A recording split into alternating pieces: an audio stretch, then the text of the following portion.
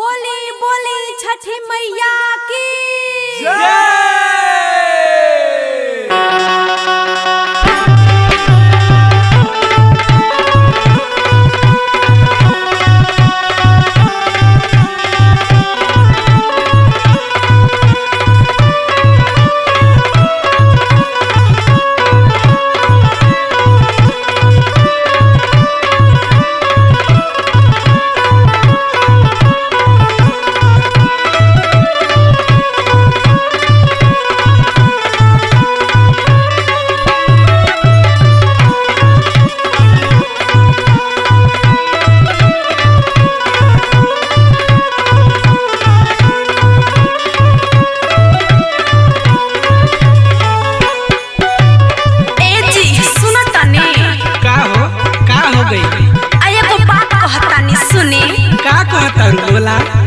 छठी के पूजन हवा करब ये सहजना। अच्छा इहो बात बा।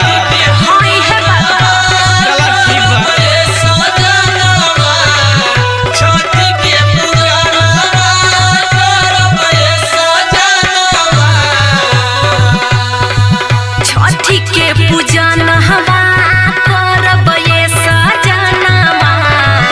जाई के तू कोई बाजार होई है सहैया पिया छठी मैया भर दी है गोदिया हमार। होई है सहैया पिया छठी मैया भर दी है गोदिया हमार। होई है सहैया पिया छठी मैया भर दी है गोदिया हमार। का पशु छठ व्रत करबू? हाँ असो करब जरूर। अरे देखत हो कितनी परेशानी में बानी असो। हम कुछ न जानीला। सुनाए सुगनिया बाटे परेशानिया। सुनाए सुगनिया बाटे परेशानिया। सुनाए सुगनिया बाटे परेशानिया। सुनाए सुगनिया बाटे परेशानिया। कैसे जाके करी हम बाजार? बाना फूटी कौड़ी की नाप कैसे दौरी? बोला ये धनिया हमार। बाना फूटी कौड़ी की नापा कैसे दौरी? बोला ये धनिया हमार। बाना फूटी कौड़ी की नापा कैसे दौरी? बोला ये धनिया हमार।